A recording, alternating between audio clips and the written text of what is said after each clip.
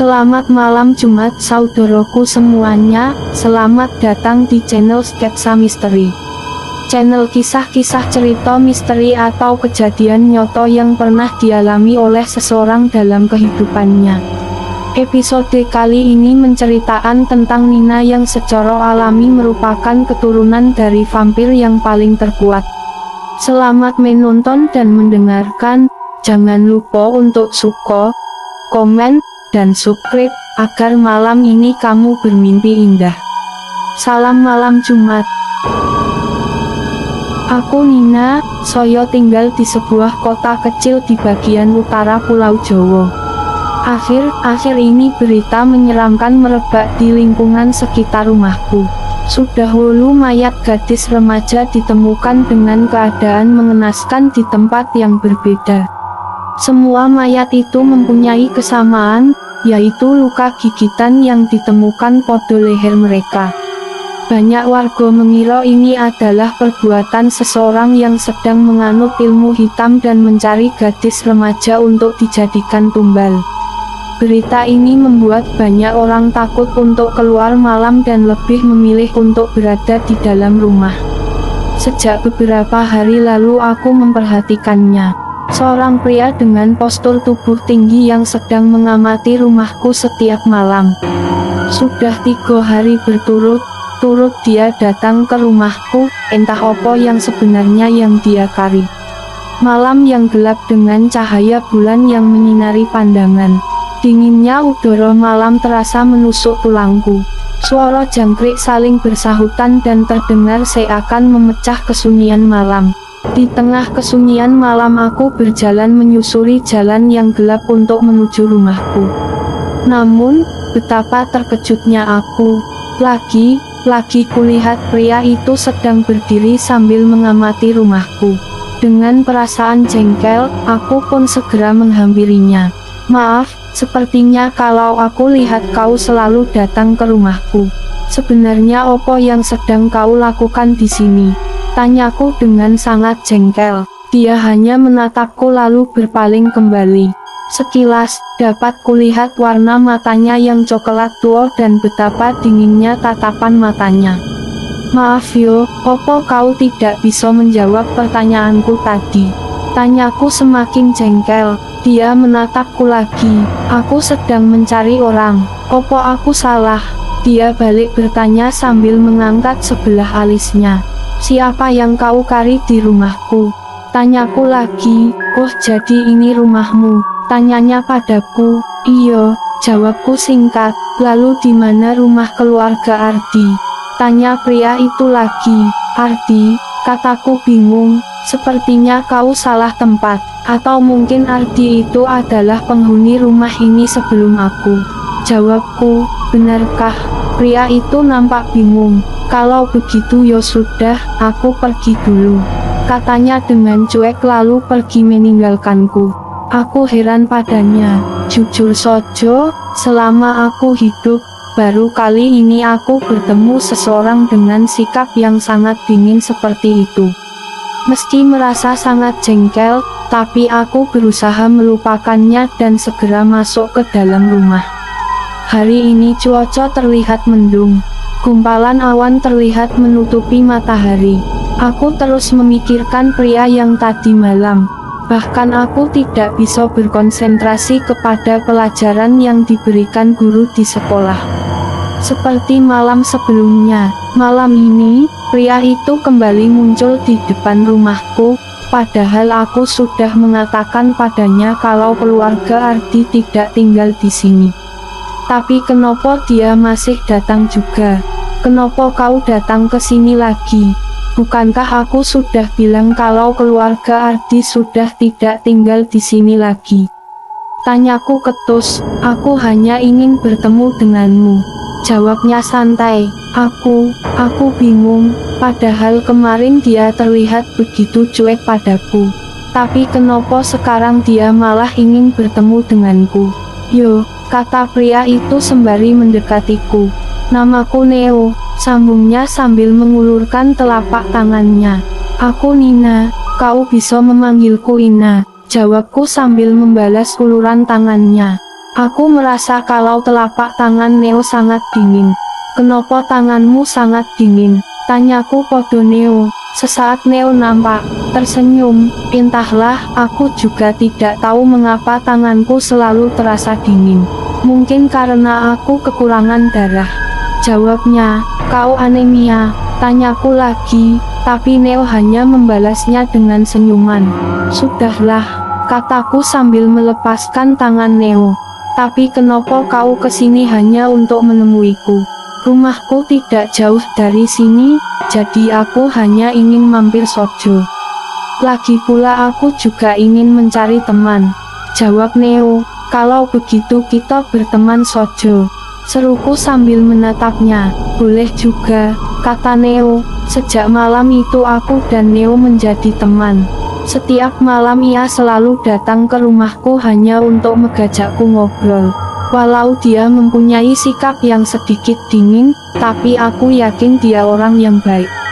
Karena itu aku menjadikannya sebagai temanku. Bulan purnomo memancarkan sinarnya setelah matahari tenggelam. Seperti hari biasanya malam ini Neo datang ke rumahku. Hai, sopo Neo saat berada di depan gerbang rumahku. Kenapa kau berpakaian seperti itu? Apa kau sedang sakit? Tanya Neo bingung melihatku menggunakan pakaian tebal dan serba panjang. Entahlah, tapi aku hanya merasa kedinginan. Jawabku sambil membuka gerbang. Kalau begitu kau istirahat saja. Aku akan pulang, kata Neo. Tidak perlu, lagi pula saat ini aku merasa kesepian. Aku berusaha mencegah Neo karena tidak ingin mengecewakannya yang sudah datang ke rumahku tapi harus langsung pulang hanya karena aku sakit. Ayo masuk, ajakku, kau tahu hari opo sekarang? Aku menatap Neo sambil tersenyum tipis setelah kami duduk di teras rumah. Tentu saja hari Kamis, jawab Neo dengan sangat yakin. Salah, lalu hari opo? Bukankah setelah Rabu hari Kamis? Tanya Neo bingung. Kalau itu aku juga tahu. Tapi hari ini adalah hari ulang tahunku. Jawabku kegirangan. Oh, benarkah? Kalau begitu aku ucapkan Kak Nina, teriak seorang gadis kecil dari luar gerbang. Saat kulihat, ternyata gadis kecil itu adalah putri anak tetanggaku. Kode opo? Aku menghampirinya. Putri disuruh minta bawang sama mama. Soalnya di rumah Putri bawangnya sudah habis. Ujar gadis kecil itu dengan wajah polosnya yang manis sambil mengulurkan sebuah mangkuk kecil yang ia bawa dari rumah. Tunggu sebentar yo, biar Kak Nina ambil. Jawabku sembari mengambil mangkuk itu dari tangan mungil Putri. Setelah itu, aku masuk ke dalam rumah untuk mengambil bawang yang ada di dalam kulkas. Tak lama kemudian, aku keluar dari rumah sambil membawa mangkuk yang telah berisi bawang. Neo nampak heran saat melihatku yang sedang menutup hidung. Apalagi saat Neo melihat wajahku yang nampak semakin pucat, ia terlihat khawatir. Kak Nina sakit yo? Tanya Putri sambil memperhatikan wajahku. Iya, sepertinya saat ini kakak sedang tidak enak badan. Jawabku sambil memberikan mangkuk yang kubawa pada Putri. Makasih Kak Nani, Putri pulang dulu, yo, kata Putri sembari berjalan menuju rumahnya. Tiba pandanganku menjadi kabur. Aku merasa sangat haus, tanpa sadar, aku menarik tangan Putri dengan cepat. Rasanya aku ingin menggigit lehernya untuk menghisap darah Putri agar rasa hausku hilang. Putri terlihat sangat takut, namun aku tidak memperdulikannya. Yang aku pikirkan hanyalah aku harus menghisap darahnya untuk diminum. Nina, apa yang kau lakukan? Apa kau tidak lihat kalau perbuatanmu membuat anak ini menangis? Tanya Neo, namun aku tidak menghiraukannya. Aku terus berusaha menggigit leher Putri yang saat itu berusaha melawan untuk melepaskan diri. Melihat itu, Neo segera menarik Putri hingga membuatnya lepas dari genggamanku. Setelah berhasil lepas, gadis kecil yang ketakutan itu segera berlari menuju rumahnya sambil menangis. Apa yang terjadi padaku? Kenapa aku bisa melakukan hal ini? Tanyaku yang tak percaya dengan apa yang telah kulakukan. Tiba-tiba, Neo menarik lalu menggigit tanganku. Dapatku rasaan rasa sakit yang luar biasa saat Neo menggigit tanganku. Karena tak kuat menahan sakit, aku berusaha menarik tanganku. Kaulah orang yang kukari selama ini, ujar Neo dengan bibir berlumur darah setelah melepaskan tanganku dari gigitannya. Apa maksudmu? Tanyaku bingung sembari menahan rasa sakit. Kau adalah keturunan dari keluarga Ardi yang aku cari selama ini. Dan malam ini juga, aku akan membunuhmu untuk menghilangkan kutukan yang ada dalam diriku. Jawab Neo dengan wajah yang menyeramkan. Kak, kenapa kak, kau ingin membunuhku? Tanyaku yang mulai merasa takut.